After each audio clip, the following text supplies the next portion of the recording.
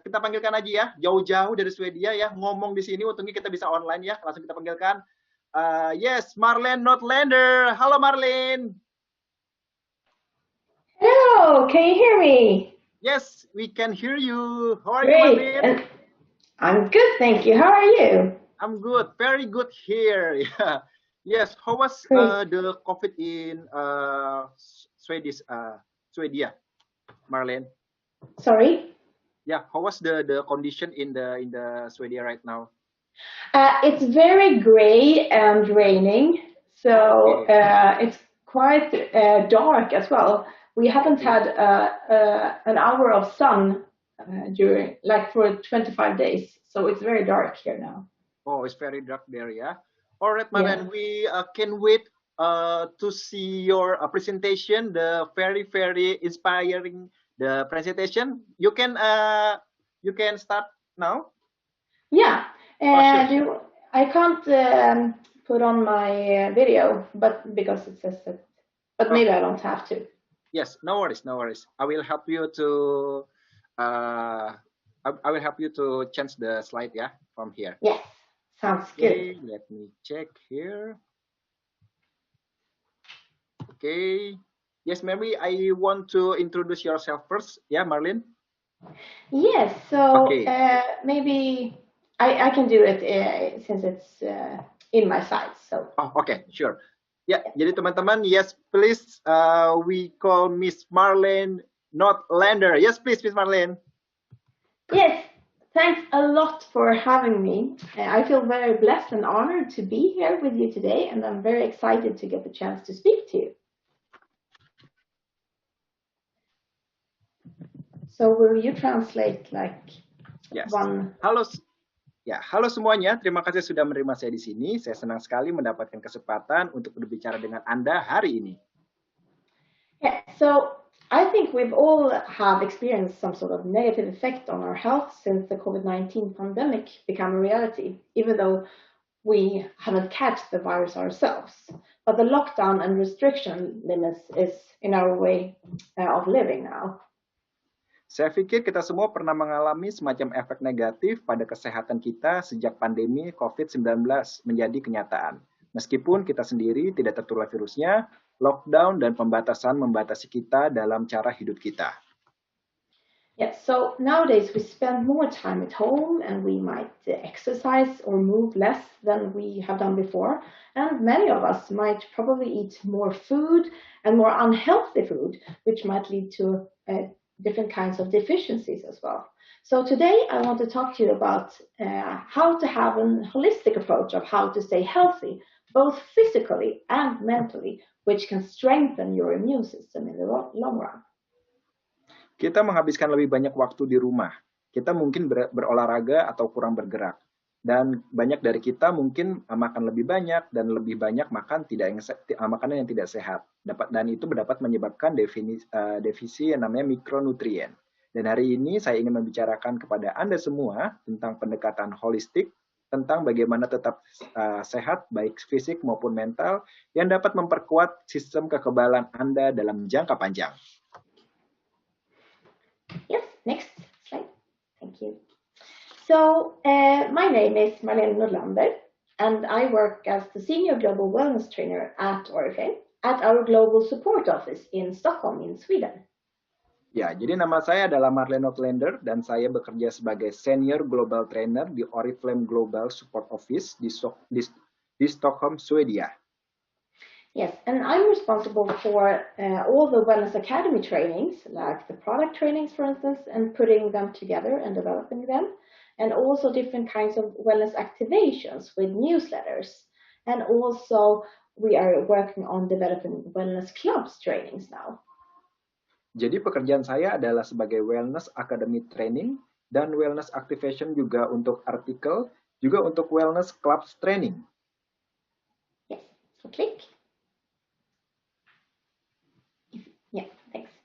So I have a quite broad health background because I both have a bachelor and master degree in human nutrition and dietetics, and I'm also a registered dietitian. But before I became a dietitian, I also certified as a massage therapist and a workout instructor. Saya memiliki latar belakang yang sangat luas. Ya, pertama saya mempunyai gelar BSc dan MSc di Human Nutrition dan Dietetik, lalu merupakan ahli diet yang sudah terregistrasi, juga merupakan terapis massage atau terapi pijat untuk yang sudah tersertifikasi, juga sebagai instruktur latihan yang sudah tersertifikasi. Yes, and I have also competed in body fitness before. So, and I have worked with health trainings since more than 10 years now. Ya, dan saya juga pernah mengikuti kompetisi untuk body fitness sebelumnya, dan sekarang saya sudah kurang lebih 10 tahun untuk menerapkan hidup sehat. Yeah, so enough about me. Let's dig into today's topic. Ya, jadi sekian dari saya dan kita akan lanjut ke materi berikutnya. So what is it really that impacts our health really? Jadi apa sebenarnya yang mempengaruhi kesehatan kita? Yeah, so well, did you know that your genes only stands for as little as 20% actually? And the other 80% you have in your control, especially the lifestyle factors. Jadi tahukah Anda bahwa gen kita hanya mewakili sedikitnya 20% ya, dan 80% lainnya dikendalikan oleh faktor gaya hidup. Yeah, so next. So what are the 4 key lifestyle factors that you have in your control? Well, it's nutrition, including supplements, it's exercise, sleep, and emotional well-being, including stress management and community and how to interact with other people. Jadi apa saja 4 faktor gaya hidup utama yang Anda miliki dalam kendali Anda? Itu adalah yang pertama, nutrisi termaksud suplemen, kegiatan fisik, tidur. Yang keempat adalah termaksud manajemen stres dan komunitas yang menjadi hal penting pada kesehatan Anda. Sekarang saya ingin membawa Anda melalui semua faktor gaya hidup ini dan beberapa tips dan trik tentang cara melakukan dengan cara yang sehat. So, let's start with nutrition. Mari kita mulai dengan nutrisi. Yes, and next slide. So, I have 10 golden rules for how to eat healthy. And the first rule is to eat a diet high in fruits and vegetables. Jadi saya punya 10 peraturan emas yang harus teman-teman tahu untuk punya hidup yang lebih sehat. Yang pertama adalah makan makanan yang tinggi akan buah dan sayur-sayuran. So, you have probably heard that you should eat at least 5 servings of fruits and vegetables every day. But do you know why? Anda mungkin pernah mendengar bahwa Anda harus makan setidaknya 5 porsi buah dan sayuran setiap hari. Tapi tahukah kamu kenapa? A high intake of fruits and vegetables has several positive effects on health. And they are rich in vitamins, minerals, and phytonutrients with antioxidative effects to protect the body's cells. Asupan buah dan sayuran sangat tinggi memiliki beberapa efek positif bagi kesehatan. Pertama, mereka kaya akan vitamin, mineral dan fitonutrien dengan efek antioksidan untuk melindungi sel-sel tubuh. And they also contain a lot of dietary fiber, which benefits the gut health. So you should eat 5 servings, and that is like 5 handfuls, or 2 fruits and 3 portions of vegetables each day. Mereka juga mengandung banyak serat makanan yang bermanfaat bagi kesehatan usus. 5 porsi seperti 5 genggam atau 2 buah dan 3 porsi sayuran. It's very important to try to eat from all the colors of the rainbow to ensure a broad spectrum of vitamins, minerals, and phytonutrients, because every color stands for different types of phytonutrients with antioxidative effects. And it doesn't matter if the fruits or vegetables are frozen or if they are fresh, because it could actually be better with frozen sometimes since the nutrients are better preserved in the freezer than in room temperature. Makan dari semua warna pelangi untuk memastikan spektrum yang luas dari vitamin, mineral, dan fitonutrien. Setiap warna mewakili jenis fitonutrien yang berbeda dan dengan mempengaruhi antioksidan. Tidak masalah apakah buah tersebut buah atau sayuran tersebut segar atau beku, sebenarnya bisa lebih baik jika dibekukan. Kadang-kadang karena nutrisinya lebih baik disimpan di dalam freezer dari suhu ruangan kamar. So here's a few tips on how to sneak in fruits and vegetables in your food. Jadi ada beberapa tips untuk menyelipkan buah-buahan dan sayur-sayuran di makanan teman-teman semua. So if you make spaghetti bolognese or some other type of stew, for instance, you can sneak in onions, mushrooms, tomatoes, and carrots and different kinds of legumes or lentils. Contohnya saat teman-teman membuat spaghetti bolognese. Misalnya, teman-teman bisa menyelipkan bawang bombay, jamur, tomat, atau parutan wortel. And for instance, when I'm making a protein shake or smoothie, I mix the protein powder with lots of fruits such as bananas or strawberries and raspberries and bilberries. Because then a tip is also to use frozen banana because it makes the texture like a milkshake, but a very healthy milkshake that is popular to the children as well. Saat membuat protein shake atau smoothie, saya mencampurkan bubuk protein dengan banyak buah-buahan seperti pisang, stroberi, raspberry, dan bilberry. Tips menggunakan pisang beku, teksturnya sama seperti milkshake dan sangat digemari oleh anak-anak. So, the second golden rule is to eat a diet high in protein. Yang kedua akan membahas tentang bagaimana cara makan makanan tinggi protein. And you need proteins for the structure of your cells and muscle maintenance, and they are also included in many important hormones. And protein also makes you feel full for longer because it's highest on the satiety index. Anda membutuhkan protein untuk struktur sel dan pemeliharaan otot Anda, dan mereka juga termasuk dalam banyak hormon penting. Protein ini membuat Anda merasa kenyang lebih lama, tinggi pada indeks rasa kenyang. And by choosing healthy protein sources, such as fish and chicken, legumes, and low-fat dairy products, you can ensure that you get good, healthy proteins throughout the day. Dengan memilih sumber protein yang sehat, seperti ikan, ayam, kacang-kacangan, dan produk protein susu rendah lemak, Anda dapat memastikan bahwa Anda mendapatkan protein yang baik dan sehat. And science have come to the conclusion that if you distribute your protein intake throughout the day, it stimulates your muscle protein synthesis, like the muscle building. Ilmu pengetahuan telah sampai pada kesimpulan bahwa jika mendistribusikan asupan protein Anda sepanjang hari, hal itu akan merangsang sistensis protein otot Anda. And therefore, it's best to eat around 20 to 30 grams of protein per main meal, like the 20 to 30 grams of protein for breakfast, and then for lunch, and then for dinner. And that's fairly what one chicken breast fillet contains. Karena itu sebaiknya Anda makan sekitar 20-30 gram protein per makanan utama, itulah isi dari satu file dada ayam. And depending on your goals, it can also be a good idea to include around 10 grams of protein per snack. Tergantung pada tujuan Anda. Apakah ada baiknya jika Anda memasukkan 10 gram protein per makanan ringan? And a tip for you here is if you make pancakes sometime for your children maybe or for yourself, you can replace actually 1/3 of the wheat flour into protein powder instead, just to increase the protein value. Tips untuk Anda semua saat membuat pancake yang disukai sebagian besar anak-anak muda, bisa diganti sepertiga dari tepung terigunya menjadi bubuk protein, sebagai gantinya untuk meningkatkan nilai protein. Yeah. So, let's move on to the third golden rule, which is eat a diet with healthy carbohydrates. Lalu kita ke poin yang ketiga, di mana kita harus makan makanan dengan karbohidrat serat. Yeah, so dietary fiber is important for good gastrointestinal function, and whole grains have a protective effect against cardiovascular disease. Serat makanan penting untuk fungsi gastrointestinal yang baik, dan gandum utuh memiliki efek pelindungan terhadap penyakit kardiovaskular.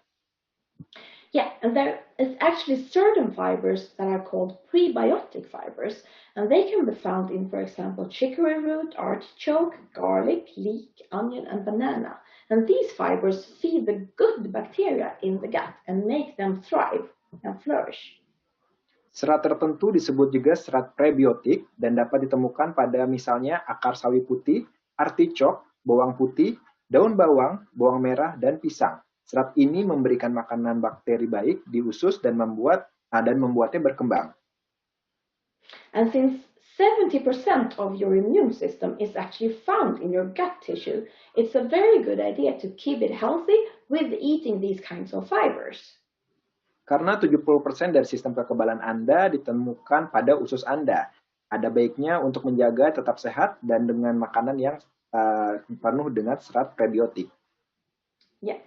So try to choose carbohydrates with a high amount of whole grains and dietary fiber, because it will also keep you satisfied for longer, just like protein does. Pilih karbohidrat dengan jumlah biji-bijian dan serat makanan yang tinggi.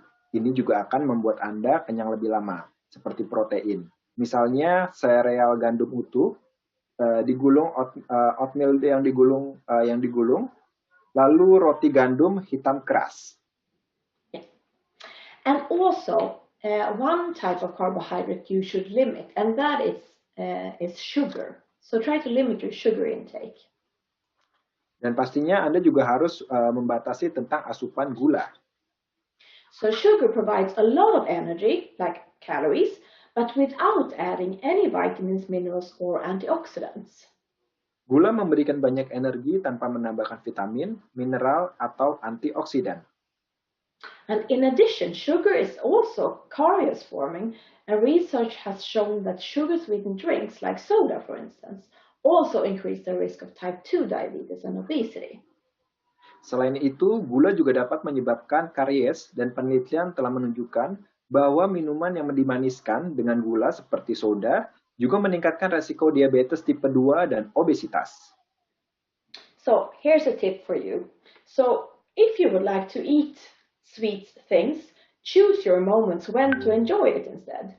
And if you get cravings for something sweet during the week, try to eat fruits or nuts or take a shake or a smoothie instead. Jadi ini tips untuk Anda. Pilihlah momen Anda untuk menikmati makanan-makanan manis. Jika Anda mengidam suatu makanan yang manis selama 1 minggu, makanlah buah-buahan, kacang-kacangan, atau minuman shake atau smoothies sebagai gantinya. If you would like to have a healthy fika, as we call it in Sweden, or like a coffee break, you can also make some raw balls out of dried fruits, nuts, and protein powder, like the NutriShake you can have in raw balls. Jika Anda menginginkan fika atau mungkin santai dengan menggunakan kopi yang sehat, buatlah bola mentah dari buah-buahan kering, kacang-kacangan, dan bubuk protein. And if you would like a recipe, I actually have it on my Instagram account, which you can follow afterwards, and you will get the address. Jadi kalau Anda juga ingin mengetahui beberapa resep-resep tentang hal ini, saya juga menyediakan pada Instagram saya. And when eating sweet stuff during the weekend, try to choose the things you love the most and really enjoy them and don't feel bad about it. Saat makan makanan manis di akhir pekan, pilihlah makanan yang paling Anda sukai dan nikmati. Yeah, so now the fourth golden rule is a diet with healthy fats. Dan yang keempat adalah diet menggunakan lemak yang sehat. So healthy fats are the unsaturated fats that you can find most in nature, such as fats from oils, nuts, and seeds, and avocado, for instance. But you can also find healthy fats in fish, actually. Lemak sehat adalah lemak tak jenuh yang paling banyak ditemukan di alam, seperti lemak dari minyak, kacang-kacangan, dan biji-bijian, juga alpukat, dan lain-lain. Namun, lemak sehat juga bisa Anda temukan pada ikan. And by choosing these healthy fats, you can actually reduce the risk of blood lipid disorders, which in turn can reduce the risk of getting a cardiovascular disease. Dengan memilih lemak sehat, Anda bisa mengurangi resiko gangguan lipid darah yang pada akhirnya mengurangi resiko penyakit kardiovaskular. And it's recommended to eat fish 2 to 3 times a week, whereof oily fish 2 times a week, just to get these important essential omega-3 fatty acids that our bodies cannot make by its own. And the omega-3 support both your heart, your brain, and your eye health. Dianjurkan untuk makan ikan 2-3 kali seminggu, di mana ikan berminyak 2 kali untuk mendapatkan asam lemak esensial omega-3 yang penting yang tidak dapat dibuat oleh tubuh kita sendiri. Omega-3 antara lain mendukung kesehatan jantung, otak, dan mata Anda. And the fifth is about hydration. Dan yang kelima adalah tentang hidrasi. Did you know that the body actually consists of about 60% water? And therefore, fluids are vital for our bodies to function at its best. Tahukah teman-teman semua, tubuh kita terdiri dari 60% air dan karena itu cairan sangat penting agar tubuh kita tetap berfungsi dengan baik. And normally, adults needs about 2 to 3 liters of fluid every day, and about half of that amount you need to drink, and half of it comes from the food you eat, for example, from soups, vegetables, and fruits. But if you live in a hotter climate, like in Indonesia, and if you're physically active, you need even more than 2 to 3 liters per day. Biasanya orang dewasa membutuhkan sekitar 2-3 liter cairan dalam sehari. Sekitar setengah dari jumlah yang Anda butuhkan untuk minum dan setengahnya berasal dari makanan yang Anda makan, misalkan seperti sup, sayur-sayuran, dan buah-buahan. Dan ini terpengaruh juga seperti mungkin di Indonesia yang udaranya cukup panas, jadi kita membutuhkan cairan yang lebih untuk hidrasi. And water is actually the best thirst quencher that you can choose. And by always choosing water as a beverage, you can ensure your fluid needs without unnecessary calories. Air adalah pelepas dahaga terbaik. Dengan selalu memilih air sebagai minuman, Anda bisa memastikan kebutuhan cairan Anda tanpa kalori yang tidak perlu. And a tip for you here is if you find it difficult to drink enough water throughout the day, pour water into a water bottle in the morning and make sure to drink it up during the day, or maybe several water bottles a day. Jadi tips untuk Anda, jika Anda merasa kesulitan untuk minum air cukup sepanjang hari, tuangkan air ke dalam botol air di pagi hari dan pastikan untuk meminumnya di siang hari. And when talking about different kinds of beverages, we can talk about alcohol and soda as well. Batasi asupan alkohol. Pertanyaan pertama, apakah Anda membutuhkan alkohol? So we should limit our alcohol intake. So do we actually need alcohol? Ya, jadi kita harus membatasi penggunaan dari alkohol sendiri. Well, I think you know that we don't need it per se, but it can be nice to enjoy a glass of wine or grab a beer together with some nice food occasionally. But note, though, that it contains a lot of calories. It's actually 7 calories per milliliter, to be more exact, and almost as energy dense as fat is, which contains 9 calories per gram. And protein and carbs only contribute to 4 calories per gram. Ya, saya pikir Anda juga tahu bahwa kita tidak membutuhkannya sendiri, tetapi menyenangkan untuk menikmati segelas anggur atau minum bir bersama dengan makanan yang enak sesekali. Ingatlah bahwa itu mengandung banyak kalori, 7 kilokalori per mili lebih tepatnya. Hampir pada padat energi seperti lemak yang terdiri dari 9 kilokalori per gram, lalu protein dan karbohidrat hanya berkontribusi dengan 4 kilokalori per gram. Ada beberapa alasan mengapa alkohol harus dibatasi, seperti penyebabnya dehidrasi, kerusakan hati, hilangnya fungsi kognitif kulit, berjerawat, dan masih banyak lagi. And a tip for you is if you drink alcohol, try to only drink a few glasses during the weekend. But you don't need to drink alcohol. But remember that if you drink it, try to enjoy every single sip instead. And it all comes down to the lagom amount and that you drink it mindfully. Jadi tips untuk Anda, jika Anda meminum alkohol, cobalah untuk hanya minum beberapa gelas selama akhir pekan. Tetapi ingatlah, untuk menikmati setiap tegukan, semuanya bermuara pada jumlah lagum dan Anda meminumnya dengan penuh perhatian dibatasi asupan soda Anda minuman yang dimaniskan dengan gula, seperti soda, juga meningkatkan resiko diabetes tipe 2 dan obesitas. Yes, so try to limit your soda intake as well. So sugar-sweetened drinks like soda also increase the risk of type 2 diabetes and obesity. So if you drink soda, choose a light version because then you won't get unnecessary calories, even though water is always the best choice. Tips selanjutnya, jika Anda meminum soda, pilihlah yang ringan karena Anda tidak akan mendapatkan kalori yang Anda tidak perlu dengan meminum soda dengan soda yang lebih ringan. Okay, let's move on to the sixth golden rule, how to limit processed food. Dan selanjutnya kita ke poin nomor 6, di mana kita membatasi makanan olahan. So processed food often contains unnecessary sugar, fat, calories, and additives. And it also suppresses the good gut microbes that you have in your gut. Makanan olahan seringkali mengandung gula, lemak, kalori, dan zat tambahan yang tidak perlu. Ini juga menekan mikroba usus yang baik. So try to choose whole foods as much as possible and prepare the food from scratch by yourself instead of buying like already prepared processed food, because that gives you the opportunity to control what you put in your mouth, both in terms of the ingredients and also the nutrients inside. Jadi pilihlah makanan utuh sebanyak mungkin dan siapkan makanan dari awal sendiri daripada membeli makanan olahan yang sudah disiapkan. But of course, it's okay to choose processed food sometimes when you, for example, are short of time or don't have the ability to cook. But try to mainly buy whole foods and prepare the meals from scratch.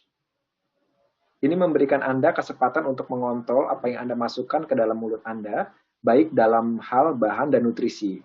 Tentu boleh saja terkadang memiliki makanan olahan saat Anda misalkan kekurangan waktu atau tidak memiliki kemampuan untuk memasak. Let's move on to the seventh golden rule, which is how to use the plate model. Dan kita ke poin yang nomor 7, menggunakan plate model. There's actually strong evidence indicating that the excess weight or obesity negatively impacts your immune function and defense. So obesity also impairs the immune response to influenza and influenza vaccination. Compared with vaccinated healthy weight adults, vaccinated obese adults have twice the risk of influenza or influenza-like illnesses actually. Ada bukti kuat yang menunjukkan bahwa kelebihan berat badan atau obesitas berdampak negatif pada fungsi kekebalan dan pertahanan tubuh Anda. Obesitas juga mendukung respon imun terhadap vaksinasi influenza dan influenza. Dan dibandingkan dengan orang dewasa, berat badan yang sehat yang divaksinasi, orang dewasa yang obesitas yang divaksinasi memiliki 2 kali lipat terkena influenza atau penyakit serupa influenza. So maintaining a healthy weight is a super vital thing to strive for in this situation that we are in now. Oleh karena itu, mempertahankan berat badan yang sehat adalah hal yang terpenting untuk diperjuangkan. And one step towards a healthy weight could be to use the plate model as a tool for picking the right ratios of different food groups in order to eat nutritiously and keep the calories down to maintain your weight. Salah satu langkah menuju berat badan yang sehat adalah dengan menggunakan plate model sebagai alat untuk memilih rasio yang tepat dari berbagai kelompok makanan. Untuk makanan yang bergizi, menjaga kalori tetap rendah, dan menjaga berat badan Anda. Yeah, so half of the plate should consist of veggies, either fresh or frozen. So choose low in energy and high in volume fiber-rich vegetables like broccoli, cabbage, carrots, and spinach. But potatoes and French fries don't count here. Jadi dalam setengah piring Anda harus terdiri dari sayur-sayuran yang segar atau beku. Pilihlah sayuran yang rendah energi dan bervolume tinggi, kaya serat seperti brokoli, kubis, wortel, dan bayam. Kentang dan ketang goreng tidak dihitung. And 1/4 of your plate should be protein. So try to choose protein-rich and filling poultry, fish, and beans, for instance. And try to limit red meat and avoid bacon and other processed meats. 1/4 dari piring Anda harus mengandung protein. Pilihlah unggas, ikan, dan kacang-kacangan yang kaya protein dan mengenyangkan. Batasi daging merah, hindari bacon dan daging olahan lainnya. So the last 1/4 of your plate should consist of healthy carbohydrates. So try to choose fiber-rich whole grains like brown rice, whole grain pasta, or whole grain bread, or choose potatoes. So limit refined grains such as white bread. Yang terakhir, seperempat dari piring teman-teman, dari piring Anda harus terdiri dari karbohidrat sehat. Pilihlah biji-bijian kaya serat seperti nasi merah, pasta gandum utuh, roti gandum utuh, atau pilihlah kentang. Batasi biji-bijian olahan seperti roti putih. And eating mindfully is also a very good thing, which is number 8. Yang berikutnya, nomor 8, kita akan berlatih makan dengan pikiran. So eating mindfully and committing to focusing only on the meal rather than being like distracted from other things like your mobile phone, for instance, means that you can actually recognize when you begin to feel full and can help to prevent overeating, because it actually takes 20 minutes for your brain to realize that you are satisfied when you're having a meal. Makan dengan penuh perhatian, berkomitmen untuk fokus pada makanan daripada terganggu oleh hal-hal lain berarti Anda mengenali kapan Anda mulai merasa kenyang dan dapat membantu mencegah makanan berlebihan. And in conclusion, eating mindfully can help you maintain a healthy lifestyle, both for reducing your stress levels maybe, and to maintain your weight. And additionally, it may also reduce your emotional eating, such as binge eating if you have that, due to a better relationship with food when you are a mindful eater. Kesimpulannya, makan dengan penuh kesadaran dapat membantu Anda mempertahankan gaya hidup sehat, baik untuk mengurangi tingkat stres maupun untuk menjaga berat badan. Selain itu juga dapat mengurangi makan emosional seperti pada pesta makan karena hubungannya sangat baik dengan Anda. And the 9th golden rule is to eat regularly. Dan yang ke-9 adalah makan secara teratur. Your body actually gets used to the time of day you eat. So instead of just grazing randomly throughout the day, try to stick to a set eating schedule every day. Tubuh Anda terbiasa dengan waktu makan Anda. Alih-alih merumput secara acak sepanjang hari, cobalah untuk tetap pada jadwal makan yang sudah ditentukan. So if you're eating many small meals throughout the day, you will start experiencing hunger at those times. So try to limit your random snacking and instead stick to 3 larger, more satisfying meals that you eat at the same time every day. Jika Anda like makan breakfast, lunch, and dinner. Jika Anda makan banyak makanan kecil sepanjang hari, Anda akan mulai mengalami rasa lapar pada saat itu. Cobalah untuk membatasi mengambil secara acak, dan sebaiknya tetap berpegangan pada 3 makanan besar Anda dan lebih memuaskan yang Anda makan pada waktu yang sama setiap harinya. Or you can actually eat 3 smaller main meals and plan healthy snacks in between that are nutrient-dense and low in calories. Atau makan 3 makanan utama yang lebih kecil dan rencanakan camilan sehat di antaranya, yang padat bernutrisi dan rendah kalori. And whether you eat like only 3 main meals or you eat 5 meals, like both main meals and snacks, in total a day, regular eating habits can actually make it easier to avoid unhealthy snacking. Suka baik Anda makan 3 hanya makanan utama dan 5 kali makan makanan utama plus kudapan. Secara total dalam sehari, kebiasaan makan teratur dapat mempermudah Anda menghindari ngemil yang tidak sehat. And eating enough at the main meals can help with cravings and the desire to overeat. However, if you're not hungry, don't eat just because the time says so. Dan makan cukup saat makan utama dapat membantu mengatasi keinginan ngemil dan keinginan untuk makan berlebihan. Namun, jika Anda tidak lapar, jangan makan hanya karena mengatakan waktu saja. So, the final and 10th golden rule is to complement with shakes. Dan yang ke-10 kita akan lengkapi dengan yang namanya NutriShake. So I think we're all experiencing from time to time that even though you know how to eat healthy, maybe, I mean, life comes in between. And some days are calm, but other days can get really hectic and filled with challenges. Saya rasa kita semua mengalami dari waktu ke waktu bahwa meskipun Anda tahu cara makan yang sehat, kehidupan tetap ada di antaranya. Ada hari-hari yang tenang, tetapi ada juga hari-hari yang memang sangat-sangat sibuk dan penuh dengan tantangan. So there can be challenges like having hectic work schedules or meetings or demands that come with, for example, having children or running a home. So some days you eat lots of veggies maybe, and other days you just want ice cream or candy. So realities like these mean that life is not balanced and predictable or fixed. And that's why it can be a good idea to complement your diet with a healthy snack high in protein and fiber to fuel up during the day. Tantangan seperti memiliki jadwal kerja yang padat, rapat, dan tuntutan yang menyertai misalkan mempunyai anak atau mengurus rumah. Terkadang Anda makan banyak sayuran, tapi di hari lain Anda juga menginginkan es krim. Realitas seperti ini berarti bahwa setiap hidup tidak seimbang, dapat diprediksi atau ditetapkan. Itulah mengapa ada baiknya melengkapi diet Anda dengan camilan sehat, tinggi protein dan serat yang mengisi bahan bakar Anda sepanjang hari. So that was the 10 golden rules of how to eat healthy. Let's now continue with the lifestyle factor, exercise. Jadi itu adalah 10 dari 10 peraturan emas yang harus Anda lakukan untuk mendapatkan tubuh yang lebih sehat. Dan sekarang kita pindah ke kegiatan fisik.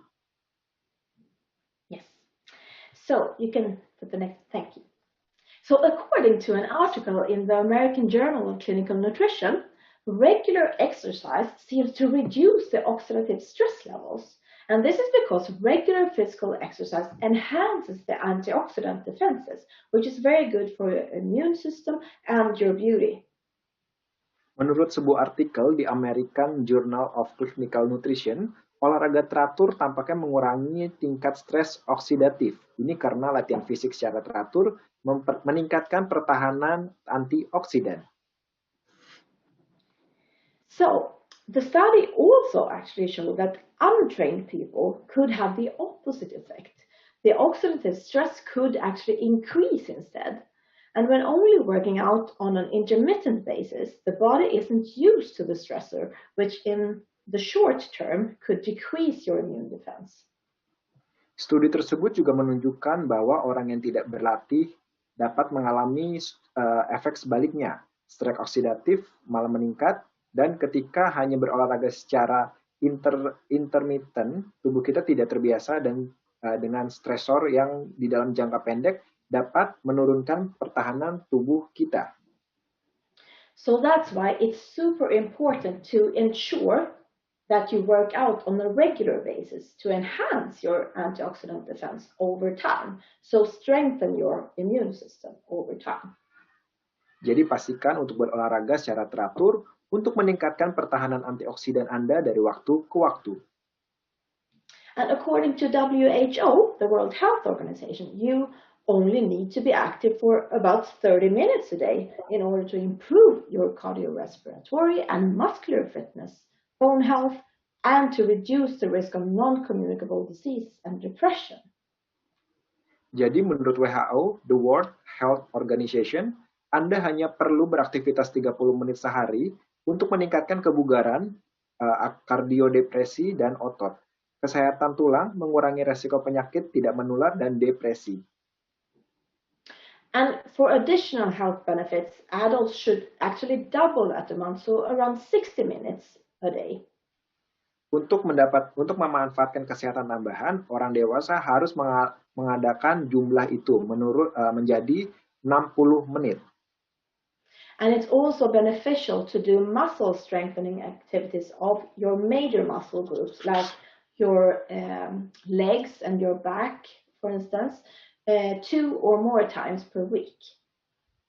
Menurut WHO juga melakukan aktivitas penguatan otot pada kelompok otot juga bermanfaat 2 kali dalam sehari atau lebih dari seminggu. And I mean, it's not suitable for everyone to go to the gym, but actually you don't have to go to the gym. You can do a perfectly good exercise at home using different kinds of apps, for instance. Jadi tidak cocok untuk semua orang pergi ke gym. Jadi semua orang tidak perlu harus ke gym untuk melakukan olahraga dan sejujurnya Anda tidak perlu melakukannya. Anda bisa melakukan di rumah dengan mungkin menginstal satu aplikasi olahraga. And the most important thing is that you incorporate physical activity in any form into your everyday life, like taking the stairs always instead of escalators or elevators, or walk to the grocery stores, or do walk and talk meetings, or take active breaks regularly during the day, like setting reminders on your computer or smartphone just so you know when to get up. And instead of having a fika with a friend or family member, try to take a walk or bicycle ride together. And if you have a garden, do some gardening. It all counts. Yang paling penting adalah bahwa Anda memasukkan aktivitas fisik Anda ke dalam kehidupan sehari-hari Anda. Contohnya menggunakan tangga, berjalan ke toko untuk membeli bahan makanan, lakukan pertemuan dengan berjalan dan berbicara, lalu beristirahatlah secara aktif, secara teratur sepanjang hari, atur pengingat di komputer Anda atau di smartphone Anda, atau bahkan di jam tangan pintar Anda. Lalu berbicara dengan teman dan atau anggota keluarga, berjalan-jalan atau bersepeda bersama. Dan jika Anda memiliki taman, lakukan berkebun. Semuanya penting. So try to plan time for doing exercises at least 30 minutes a day. Jadi lakukanlah yang namanya aktivitas fisik paling tidak 30 menit dalam satu hari. Let's now dig into the sleep factor as well. Dan selanjutnya kita akan membahas tentang tidur. So, why do we need sleep? Well, our body and brain needs it to recover and regenerate itself. Jadi, kenapa kita butuh tidur? Nah, tubuh dan otak kita membutuhkan untuk pulih, ya. Kita membutuhkan otak untuk pulih dan beregenerasi sendiri. Orang dewasa yes. So it's recommended that adults should sleep more than 7 hours a night. Orang dewasa disarankan untuk tidur lebih dari 7 jam semalam. And actually, a good night's sleep is as important to your health as eating healthy and exercising. Tidur malam yang nyenyak sama pentingnya untuk kesehatan Anda, seperti halnya makan yang sehat dan berolahraga. So, sleep is beneficial both for your problem-solving skills, your long-term memory and executive ability, and your sustained attention. Tidur bermanfaat bagi Anda, di antaranya untuk keterampilan pemecahan masalah, ingatan jangka panjang, kemampuan eksekutif, dan perhatian yang berkelanjutan. And if you are sleep deprived over a longer period of time, it can actually be very unhealthy for you and harmful for you. Kurang tidur dalam jangka waktu yang lama bisa jadi tidak sehat dan juga berbahaya bagi tubuh kita.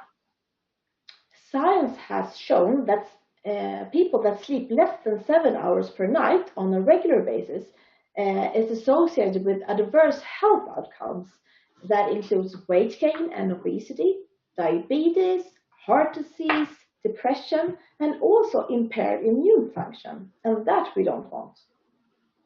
Penelitian menunjukkan orang yang tidur kurang dari 7 jam per malam secara teratur dikaitkan dengan hasil kesehatan yang merugikan, termasuk kenaikan berat badan dan obesitas, diabetes, penyakit jantung, depresi, dan gangguan fungsi kekebalan. So in other words, making sure we consistently get a good night's sleep is one of the best ways we can improve our immunity and defend against viruses and diseases actually. Salah satu cara untuk membantu sistem kekebalan adalah dengan cara meningkatkan produksi sel T. So you can click one more. Great. So So I have a few tips on creating the ultimate sleep sanctuary. Dan saya mempunyai beberapa tips untuk Anda untuk menciptakan tidur yang baik. So try to go to bed in time and unwind before bedtime. Pergi tidur tepat waktu dan bersantailah sebelum waktu tidur. Maybe take a hot shower or a bath to unwind. Teman-teman bisa menghindari paparan cahaya atau mungkin bisa pergi mandi sebelum tidur. And try to avoid exposure to bright lights because the blue lights from screens, for instance, that is reminiscent of daylight, which interferes negatively on your circadian rhythm. So set the mobile phones on night mode, for instance, after, for example, 8 p.m. and until 7 a.m. in the morning after, and keep the phone out of the bedroom. Hindari paparan cahaya yang terang, cahaya biru dari layar mengingatkan pada siang hari yang mengganggu ritme sirkadian Anda secara negatif. Setel ponsel Anda atau pasang ponsel Anda pada mode malam setelah misalkan jam 8 malam sampai dengan jam 7 pagi. Lalu jauhkan ponsel dari kamar tidur. Yeah, and another good thing is to keep the bedroom dark and cold because that signals to your body that it's time for sleep. Dan yang terpenting, jaga agar ruangan Anda tetap gelap dan dingin. Ini memberikan sinyal pada tubuh Anda bahwa sudah waktunya untuk tidur. Yeah, so the last but very important part of our mental health is our emotional well-being, including both stress management and social connection. Dan bagian terakhir yang juga penting, namun ada dalam hidup kita adalah kesehatan mental kita, yaitu kesejahteraan emosi kita, dan termasuk dalam manajemen stres dan hubungan sosial. So let's go through how to limit stress first. Dan kita akan membahas tentang membatasi yang namanya stres. So while stress is a normal part of life nowadays, too much stress during a longer period of time without proper recovery is clearly harmful to your physical and mental well-being. Meskipun stres adalah bagian normal dari kehidupan, terlalu banyak stres dalam jangka waktu yang lebih lama, tanpa pemulihan yang tepat, jelas berbahaya bagi kesehatan fisik maupun mental Anda. And the stress response is known for suppressing the immune system as a result of an increase of the stress hormone cortisol. Respon stres dikenal untuk menekan sistem kekebalan sebagai akibat dari peningkatan hormon stres kortisol. And this actually leads to an increased risk of susceptibility to colds and other types of illnesses. Hal ini menyebabkan peningkatan risiko kerentanan terhadap flu dan penyakit lainnya. And of course, we can't avoid all sources of stress in our lives, nor would we want to, because stress in moderation could actually be beneficial for us in terms of, for example, our ability to focus and keeping focus. Kita tidak dapat menghindari semua sumber stres dalam hidup kita. Juga tidak akan kita inginkan. Karena dalam jumlah sedang, itu juga dapat bermanfaat bagi kita dalam hal misalkan kemampuan untuk fokus. But what we can do is to develop healthier ways of responding to different kinds of stressors. Apa yang dapat kita lakukan adalah mengembangkan cara kita lebih sehat untuk menanggapi stres. So I would recommend you to try one of these simple stress relief techniques that can be done anywhere and anytime. Saya akan merekomendasikan Anda untuk mencoba salah satu teknik penghilang stres yang sederhana yang dapat dilakukan kapan saja dan di mana saja. You could, for instance, breathe deeply several times and let your shoulders down. So breathe in through your nose and hold the breath for a few seconds and then breathe out through your mouth. And do that like 5 times and try to lower your shoulders for every time. Tarik nafas, caranya adalah dengan cara menarik dalam-dalam beberapa kali dan turunkan bahu Anda, lalu bernafas, lalu putar bahu Anda, dan lepaskan ketegangan. It could also be good to just roll your shoulders forwards and backwards just to release tension in your neck. Anda juga bisa memutar bahu Anda untuk meningkatkan relaksasi pada tubuh Anda. And you could also stretch your neck from side to side and bringing your ear towards your shoulder and hold for 10 seconds and then relax and repeat on the other side. Anda bisa meregangkan leher Anda dari satu sisi ke sisi lain juga. But the best way, I think, to handle stress and the best stress technique is to actually smile. So I try to smile a lot. Dan salah satu cara cara terbaik untuk bisa lolos dari stres adalah dengan cara tersenyum. Because what happens when we smile, it's that the cheek muscle contracts, and that signals to your brain to release different kinds of chemicals that helps us relax. Karena pada saat kita tersenyum, otot pipi berkontraksi dan memberikan sinyal pada otak untuk melepaskan bahan kimia yang membantu kita untuk rileks.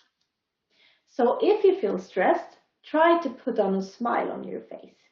Jadi ketika Anda stres, pastikan Anda tersenyum dalam wajah Anda. One last and easy thing to do is to practice mindfulness. Yang terakhir adalah melatih kesadaran Anda.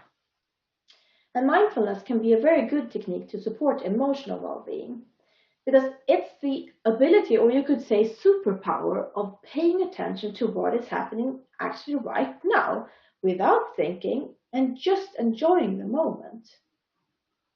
Mindfulness bisa jadi teknik yang baik untuk mendukung kesejahteraan emosional Anda. Ini tanpa berpikir dan menikmati momen saja. So whenever I feel my mind is full, for instance, I need to be mindful and enjoying the small things in life, like I like the smell of the sea or the sound of waves coming into the shore. And that's quality of life to me. So being close by to the sea is my happy place. So think of what or where your happy place is and where you can regain energy and collect your thoughts, because that is the mindful moment or place for you. Kapanpun saya merasa pikiran saya penuh, saya perlu perhatian.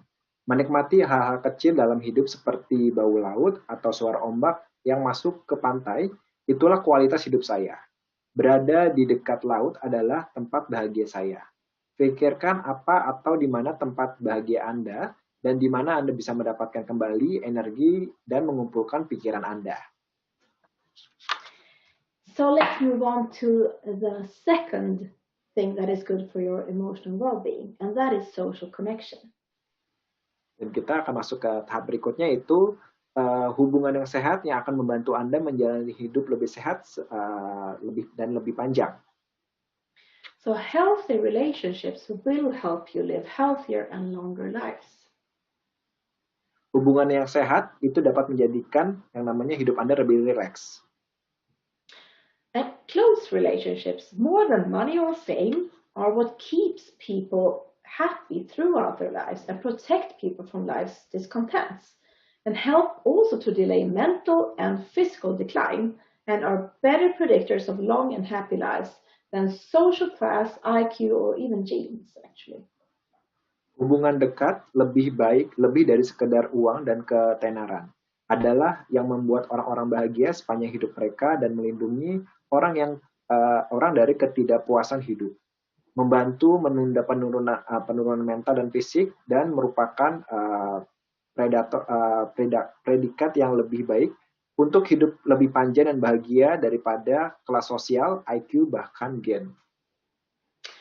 And a host of epidemiological studies in human population show that social ties, those that represent positive relationships, significantly protect health and well-being and lengthen your life. Jadi lebih penting dari semuanya dan sebelumnya untuk tetap terhubung dengan orang-orang terdekat Anda. And both our friends, colleagues, and relatives and partners create life-enhancing social nets for us. And studies show that people who have greater social support fare better on measures of immune function when they are faced with stressors such as caregiving, surgery, exams, or job strains. Sekarang lebih penting dari sebelumnya adalah tetap terhubung jika Anda mengalami penguncian atau pembatasan, atau lockdown. hubungi teman-teman dan kerabat Anda, dan nikmati makan malam mungkin dengan jarak sosial melalui Zoom atau aplikasi sejenisnya.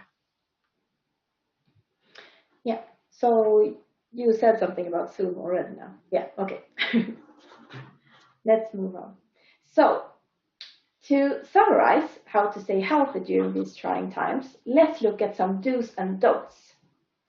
Jadi selanjutnya kita akan mendapat kesimpulan di mana kita harus melakukan sesuatu dan tidak melakukan hal tersebut. So, what should you do? Well, you should eat lots of fruits and vegetables, eat filling protein and fibers, and eat fish 2 to 3 times per week. Try to drink 1 to 1.5 liters per day or more, since you live in Indonesia, and eat regularly. And try to maintain a healthy weight, eat mindfully, and complement your diet with our fantastic NutriShake, and be active more than 30 minutes per day, and sleep more than 7 hours a night, and try to de-stress in any way you can, and stay connected to people you love. Jadi untuk hidup lebih sehat, kita harus melakukan beberapa kegiatan. Yang pertama adalah makan buah-buahan dan sayur-sayuran yang banyak, lalu makan makanan yang tinggi akan protein dan tinggi akan serat, lalu makan ikan 2 sampai 3 kali per minggu, minum air putih 1 sampai 1,5 liter per hari, makan secara teratur, memaintain yang namanya berat badan, lalu makan dengan tenang, lalu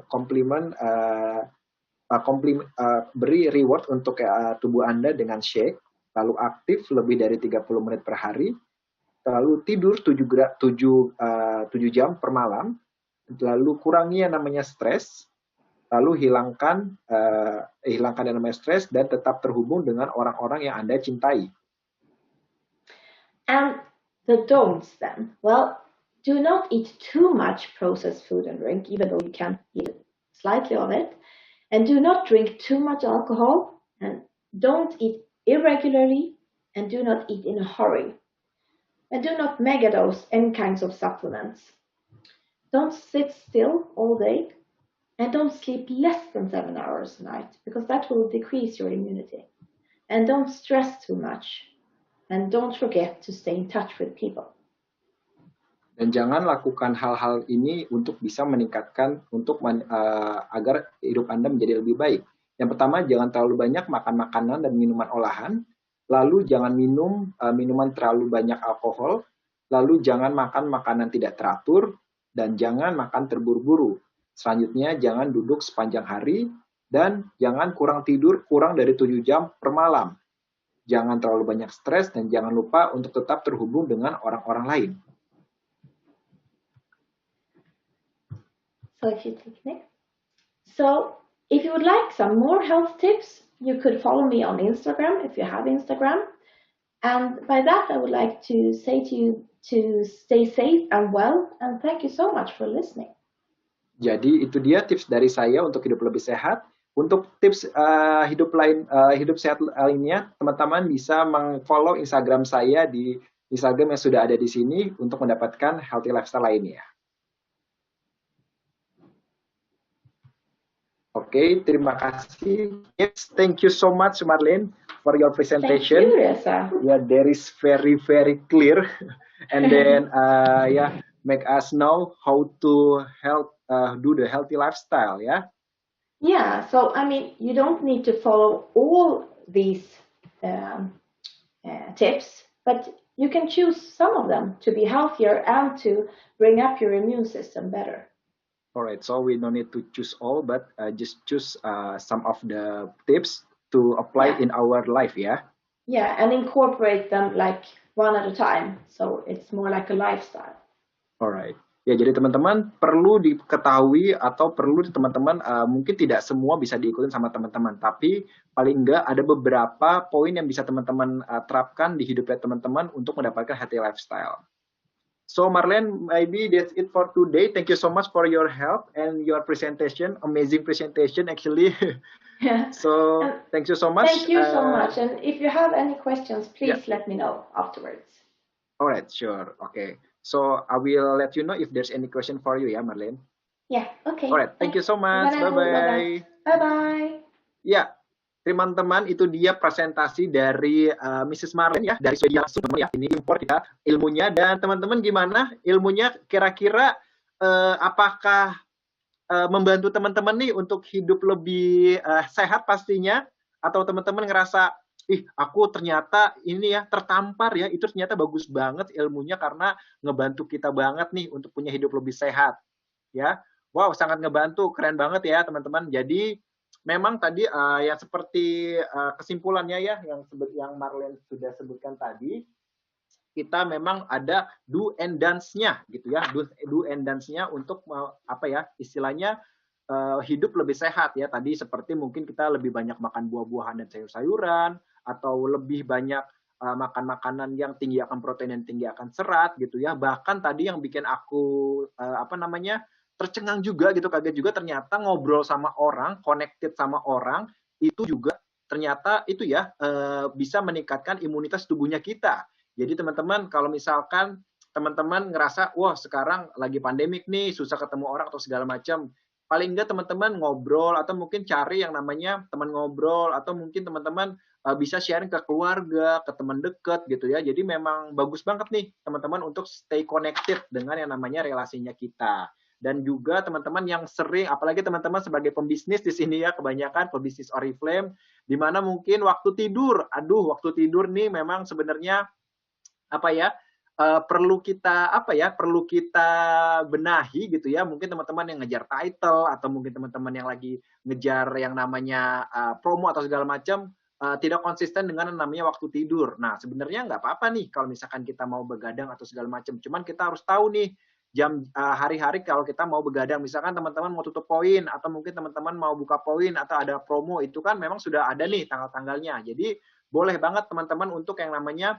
planning kira-kira kapan mau tidur malamnya. Jadi tidur malamnya itu apa namanya tidak selamanya begadang gitu. Jadi kita harus atur waktu seefisien mungkin dari pagi sampai sore atau menjelang malam itu sampai jam berapa, dan kita istirahatnya jam berapa. Tadi PR dari Marlene juga, kita harus tidur paling nggak untuk orang dewasa harus lebih dari 7 jam teman-teman ya. Itu tidur malam. Nggak boleh disambi sama tidur siang atau mungkin tidur sore gitu kan, atau mungkin ketiduran gitu ya di pagi hari gitu ya, itu nggak boleh. Jadi teman-teman please jaga tidurnya ya, paling nggak 7 jam per malam ya.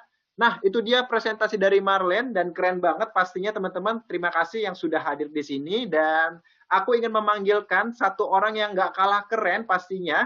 Yang siapa sih yang nggak tahu beliau gitu ya, yang nggak tahu beliau, di mana mungkin TikToknya terkenal ya, banyak banget di repost sama teman-teman semua gitu ya. Terus kegiatannya kelihatan juga energik banget gitu ya. Dan siapa sih yang nggak tahu dengan pria yang satu ini? Ada Bapak Fredrik Johnson ya, Sales Director di Indonesia, yang nanti akan aku panggilkan. Bapak Fredrik Johnson ini pastinya Pak Fredrik Johnson ini akan sharing tentang yang namanya healthy lifestyle yang dilakukan sama Pak Fredrik ya. Kelihatannya kan Pak Fredrik kayaknya nggak ada capeknya gitu ya, seneng terus, semangat terus gitu ya, on fire terus gitu kan. Nah kita mau cari tipsnya kenapa sih Pak Fredrik ini tetap kelihatan segar bugar terus gitu kan, tetap kelihatan yang namanya ceria terus gitu kan. Berarti daripada lama-lama ya dengerin aku ngomong, mending langsung kita panggilkan aja untuk bintang tamu kita malam ini ya. Yang kedua ada Pak Fredrik Johnson. Pak Fredrik, Pak Fred sudah bergabung dengan kita? Iya dong, Wow, pasti keren hadir. banget. Apa kabar Pak Fred? Luar biasa, Reza. Apa kabar dengan kamu? Wow, luar biasa juga Pak Fred. Wow, dengar suara Pak Fred aja aku sudah jadi semangat ya. Padahal belum makan nih, tapi jadi semangat ya. Baru kita dengar suaranya Pak Fred. Karena memang energi dari Pak Fred sendiri kan itu bikin kita yang namanya yang tadinya nggak mau rekrut jadi mau rekrut gitu ya. Yang tadinya nggak mau jual jadi pengen jual. Yang tadinya nggak mau posting Instagram jadi posting Instagram gitu ya. Penuh dengan energi. Pak Fred, could you share gitu ya, bisa nggak sih Pak Fred share apa yang Pak Fred lakukan untuk tetap berenergi kayak gini Pak Fred? Ya mau, pasti mau. Pasti ya. Oke.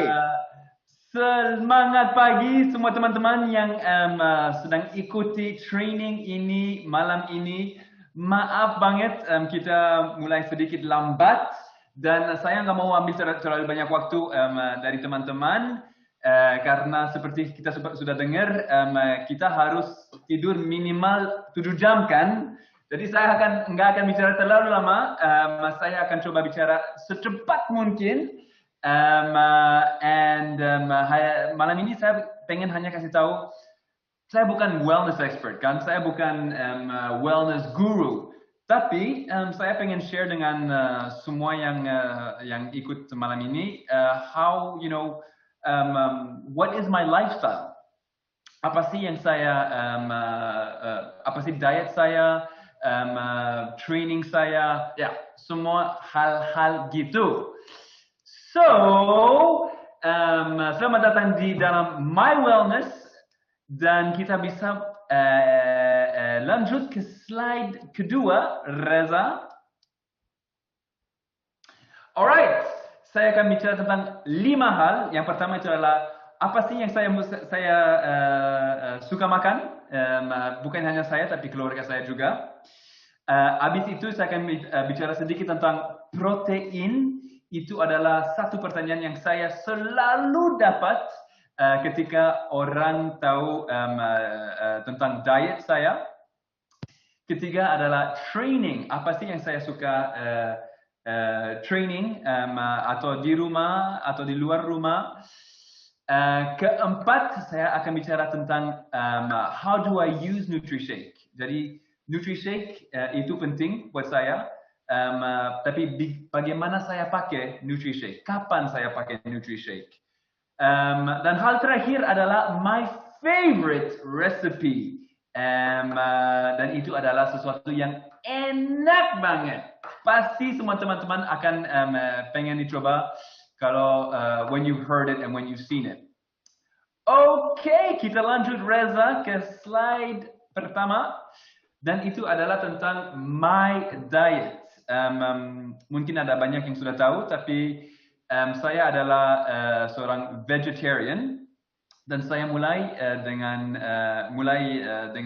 diet vegetarian saya untuk sekitar 6-7 tahun yang lalu dengan istri saya. Dan untuk kalian yang mungkin tidak tahu apa sih what's the difference dari vegetarian dan vegan. Nah, kalau kita lihat dua gambar atau dua foto di atas, kalau yang di kiri itu adalah satu salad yang contoh saya suka makan dan itu ada salad vegetarian. Kenapa? Karena ya ada sayuran, ada buah seperti avocado juga, tapi ada juga egg dan keju. Oke? Kalau foto ke kanan itu adalah 100% vegan dan vegan makan seperti vegetarians, tapi mereka potong egg dan keju dan semua makanan yang bisa dilakukan dengan milk. Apa sih milk? Dengan Reza bantu saya dong. Yes, Pak. Dengan susu. Milk, apa sih? Milk, susu. Susu, yes, susu. Ada banyak di chat yang sudah jawab ya. Yeah. Oke, so hanya itu sih yang beda dari vegan dan vegetarian. Jadi vegetarian itu seperti orang vegan, tapi bisa ditambah egg dan semua hal yang bisa dilakukan dengan susu atau dairy products seperti Ems sedang nulis sekarang. Exactly. Artinya kita diet kita memang plant based. Jadi kalau kamu bisa lihat piring saya, apakah itu untuk makan siang atau makan malam atau breakfast juga. I mean most of it is vegetables, sayuran atau buah. Dan saya tidak hanya coba, tapi saya I achieve to eat minimal 5 buah dan sayuran beda setiap hari. Itu memang minimal. I mean normally itu I'm able to do more than 5 setiap hari. Dan itu tidak hanya saya, tapi seluruh keluarga saya juga, karena anak kita ikuti juga di dalam diet kita. Dan kita coba juga untuk makan I call it a rainbow. Saya pikir di slides in the training that we just did with Reza, we talked about a rainbow, right, Reza? Ya, betul. Kita Ya. membicarakan tentang Rainbow artinya adalah betul, berwarna. Betul. Kita tidak hanya harus makan banyak sayuran dan buah, tapi warnanya harus beda juga. Oke, kita harus makan sedikit merah, sedikit hijau, sedikit kuning. Kenapa? Karena setiap sayuran dan buah punya antioxidants dan nutrients, phytonutrients yang beda from each other. So tidak hanya, we don't only have to eat a lot of fruits and vegetables, tapi juga kita harus makan sayuran dan buah yang punya warna yang beda. Satu tips dari saya, kalau saya ke kantor, saya selalu bawa dengan saya lunchbox. Kenapa? Karena hal yang pertama, kita bisa jadi lebih efektif. Oke, saya tidak harus keluar dari tempat untuk makan, tunggu sampai makanannya datang, tapi juga saya bisa kontrol apa sih yang saya akan makan. Kalau enggak, pasti kan, saya adalah seperti semua teman-teman, I am also weak. Kalau saya lihat Starbucks, atau kalau saya lihat mungkin kue, atau shakes, saya akan pikir, oh my gosh, itu adalah sesuatu yang saya mau ambil. But you know, kalau saya datang di kantor dengan lunchbox, pasti saya hanya akan makan yang ada di dalam lunchbox saya. Okay? So yes, betul kalau bisa masak di rumah dan dibawa dengan kita the next day, it is a big tip. Dan ada banyak yang tanya kepada saya, apakah anak saya memang juga vegetarian? Yes. Mereka 100% vegetarian juga. Kenapa? Well, because they don't have a choice. Mereka harus makan apa yang kita lakukan di rumah. And actually, they have been vegetarian dari awal sih. Sudah dari waktu istri saya hamil. Di dalam perut mereka hanya makan sayuran dan buah, actually. So they are vegetarian even before they were born. Oke, lanjut. Nah, ini adalah pertanyaan yang saya selalu dapat. Gimana kamu bisa dapat protein kalau kamu hanya makan plant-based? Aduh. Nah, jawaban saya adalah, kalau kita lihat di dalam nature, kalau kita lihat binatang, kalau binatang yang bisa hidup, that can live the longest, di dunia kita, the giant turtle. Jadi yang, apa sih namanya, turtle? Hidup lebih panjang, atau ya bisa hidup lebih panjang seperti ini Pak Fred, turtle, kura-kura. Kura-kura, ya. Yes. Betul. Kura-kura kan bisa hidup sampai 106 tahun atau lebih juga, Dan guess what? Mereka adalah tidak hanya vegetarian tapi vegan. Atau binatang yang paling kuat di dunia, land-based, the silverback gorilla yang paling banyak tinggal di Uganda. Atau Tanzania, Kenya, di Afrika.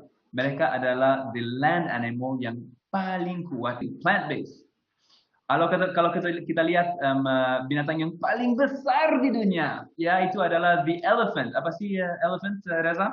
Gajah. Gajah, yes, gajah. Seperti Universitas Gajah Mada, ya. Alright. Dan gajah makan apa? Hanya plant-based. Dan yang tiga binatang ini bisa terjadi, bisa hidup yang paling panjang, atau bisa jadi yang paling kuat, atau bisa jadi yang paling besar hanya dengan plants. So pasti saya juga bisa dapat protein saya dan bisa I can have a healthy life through a plant-based diet. Next slide, please, Reza. So, in saya, yes, saya didapat dari tempe dan tofu pasti, especially in Indonesia, kan tempenya di Indonesia enak banget. Yang kalau tidak, kan kalau tempe digoreng, itu lebih enak lagi. Tapi kalau bisa di avoid, kalau bisa pakai air fryer contoh, itu, I mean, it's just as tasty, tapi lebih sehat lagi. Tofu kita makan banyak tofu. Dan waktu saya tinggal di India, kita pindah ke Indonesia, kita tinggal di India, dan India itu adalah negara yang paling besar atau terkenal banget untuk vegetarians. Kenapa? Karena 50% dari semua orang yang tinggal di India, mereka adalah vegetarian. Dan setiap hari mereka makan beans, atau lentils. Tahu apa sih katanya, Reza, di dalam bahasa Indonesia untuk lentils? Lentils tetap lentils. Lentils ya? Oh, tidak ada. Okay. Ya, we don't have in Indonesia, Pak. Oke. Jadi kita di rumah kita makan banyak lentils dan beans, of course, dan black eyed peas. Tapi kalau di dalam spinach atau kalau di dalam broccoli atau cauliflower, sayuran seperti itu ada banyak protein juga, oke? Dan itu adalah protein yang lebih, I mean, it's easier for your body to take in and to digest daripada protein dari daging merah, oke? Dan kalau ada yang, kalau saya pribadi, karena saya bukan vegan tapi vegetarian, saya juga dapat protein saya dari telur, oke? Juga dari keju dan yogurt, oke? I mean, I try not to eat it too much karena sedikit takut dengan kolesterol dari telurnya, but I have it, of course, from time to time. Dan mungkin tidak banyak yang sudah pernah dengar tentang pescatarian, oke? Tapi orang yang pescatarian, mereka juga makan ikan. Jadi mereka nggak makan daging merah atau daging putih, tapi mereka makan banyak sayuran, buah, telur, minum susu, dan juga makan ikan, alright? And if I remember well, Reza, in Malin's presentation, she recommended, in most of her recommendations were about lots of vegetables and greens, and maybe fish 2 to 3 times a week, right? Yeah, right. Yeah, okay.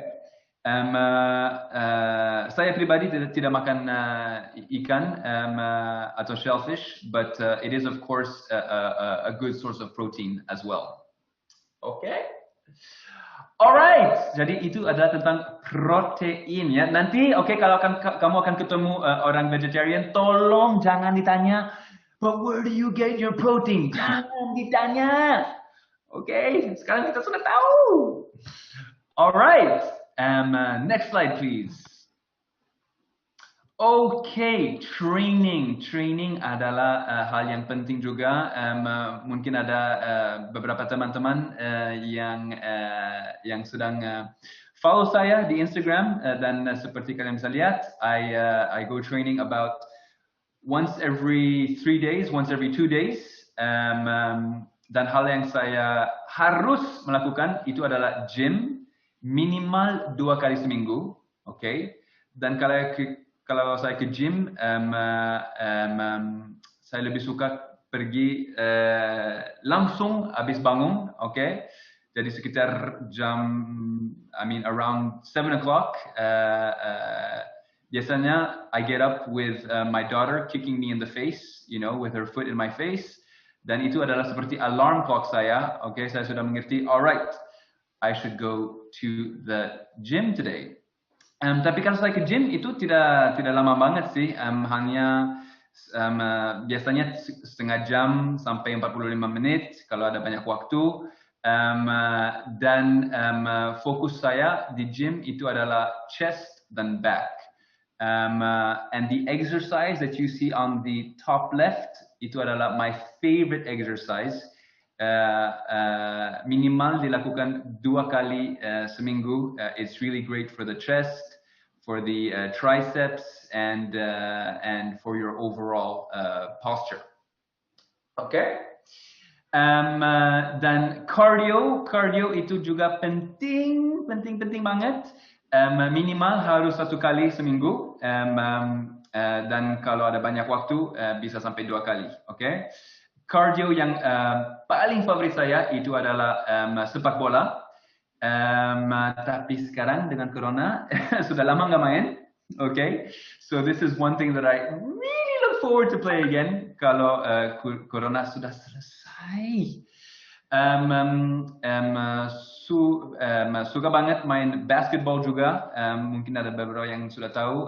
Waktu saya lebih when I was younger, waktu umur saya lebih rendah, lebih kecil. Okay, I used to play for the national basketball team of Norway. So basketball adalah satu sport yang saya cinta banget. Dan kalau tidak bisa main basketball atau sepak bola, saya suka lari. Dan untuk 2 bulan yang lalu sudah mulai main tenis juga dengan istri dan juga beberapa dari kantor di kantor Oriflame di Jakarta. Okay? But mungkin ada banyak yang sudah pikir, aduh, saya tidak suka pergi ke gym. Saya sedikit malas, bla bla bla. Guys, if you push next, Reza. Saya juga tidak, to be honest, saya tidak suka juga pergi ke gym juga. Tapi, I look at it as something that I must do. Itu adalah sesuatu yang penting buat wellness saya, buat my health. And I look at it like brushing my teeth, okay? Seperti gosok gigi. Kan kita harus gosok gigi setiap hari, minimal 2 kali sehari. Kalau kita nggak melakukan itu, gigi kita akan it won't be very beautiful, right? So for me, I consider gym like brushing my teeth. It's a must do, minimum 2 a week. I just have to do it. It's not the most fun thing for me. But I have to do it. Tapi kalau cardio, wow, oh my god, I love cardio. Kalau bisa main bola minimal sekali seminggu, oh, it's a dream. Really, really, really, really, really. One of my favorite things to do. Okay. Dan juga rasanya kan kalau sudah selesai dengan training cardio, capek banget. Sakit di kaki, in your legs, tapi that feeling, it's such a great feeling. Okay, so I just wanted to say that karena ada banyak yang bicara, like, oh, you have to go to the gym because it's like, if you don't love it, it's fine, but consider it a must do. Okay, next please, Reza. Kenapa saya minum NutriShake atau bagaimana saya pakai NutriShake, okay? Dan there are 3 reasons. Ada 3 alasan. Alasan pertama adalah weight management, okay? Saya bisa pakai NutriShake untuk maintain berat badan saya, okay?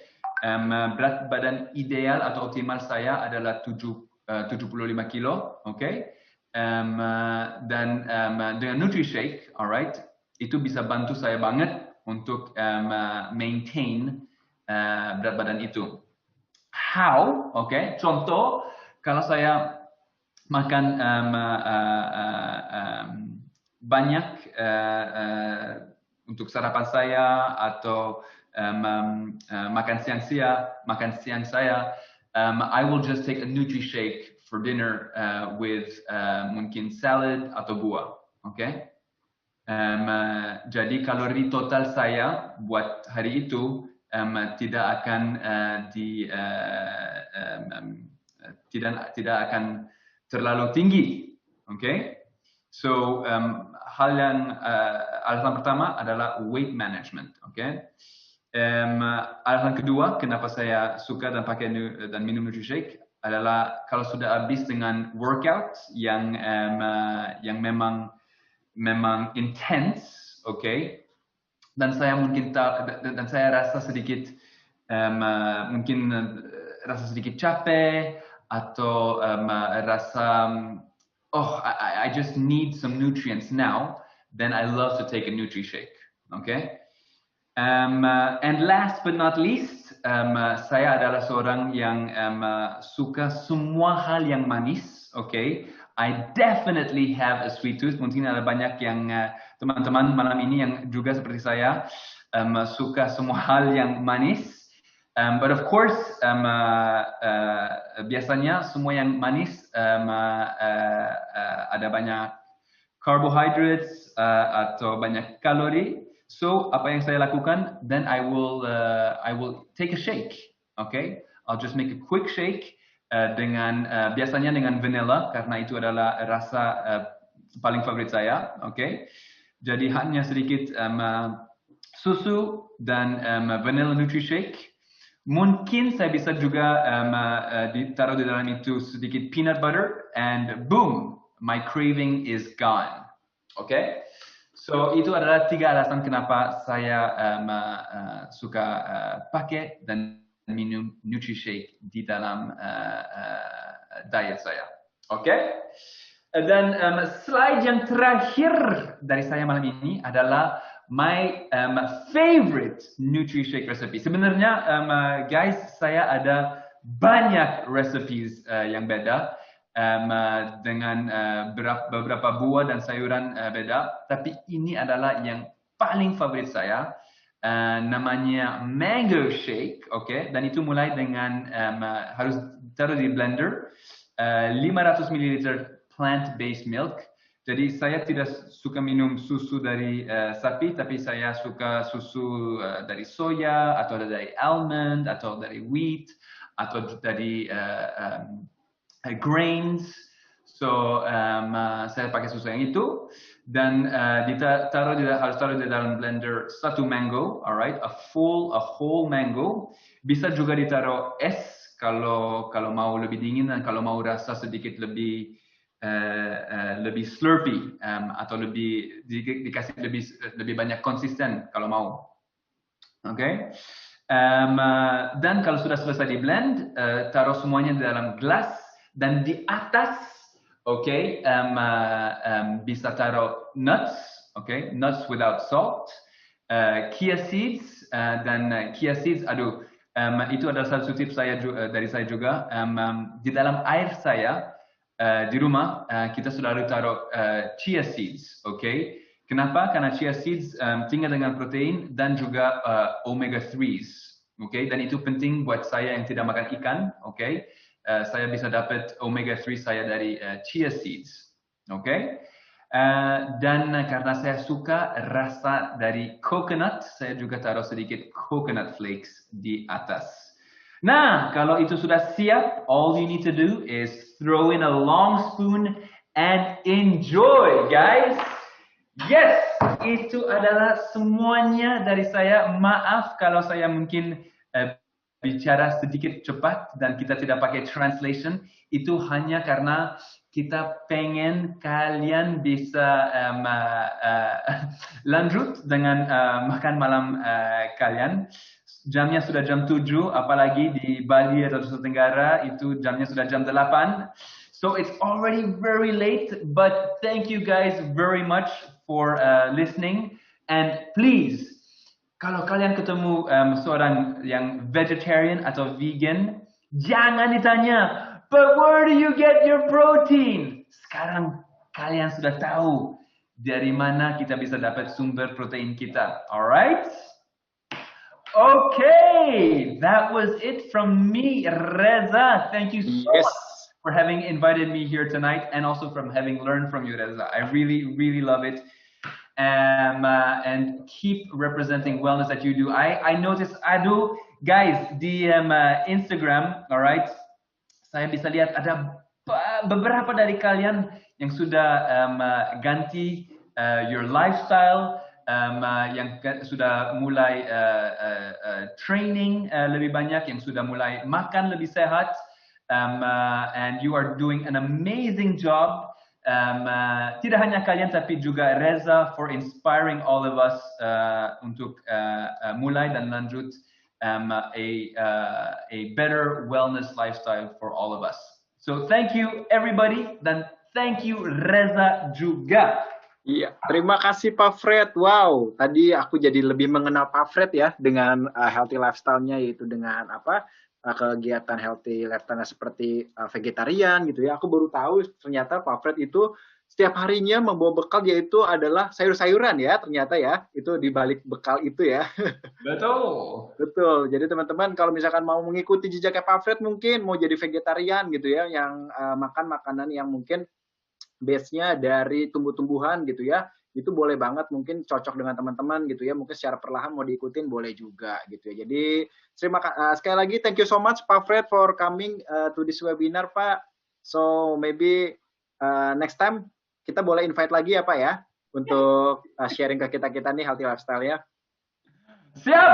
Siap. Oke. Thank you so much Pak Fred. Yes teman-teman semua. Itu dia sudah, wow nggak berasa ini ya, kita sudah hampir 2 jam ya teman-teman, hampir 2 jam di sini dengan materi yang cakep banget, keren banget. Tadi ada dari Marlene ya yang mengenai tentang gimana cara hidup yang sehat, terus gimana tentang caranya kita bisa memanage yang namanya imunitas kita gitu kan, ternyata dipengaruhi oleh beberapa faktor yang banyak gitu ya. Selain itu di materi yang kedua tadi teman-teman kita juga punya inspiratif gitu ya, kisah inspiratif dari Pak Fred ya, Pak Frederick Johnson, di mana yang kita tahu Pak Frederick Johnson kan orangnya ini banget ya, semangat terus gitu ya. Ternyata rahasianya itu teman-teman, rahasianya olahraga teratur, juga tadi makannya juga bisa dijaga juga, terus juga dia juga yang namanya menjaga cara olahraganya, cara makannya juga banyak banget kegiatan-kegiatan yang terutama dia mengkonsumsi namanya NutriShake sebagai cemilannya, dan itu keren banget teman-teman ya.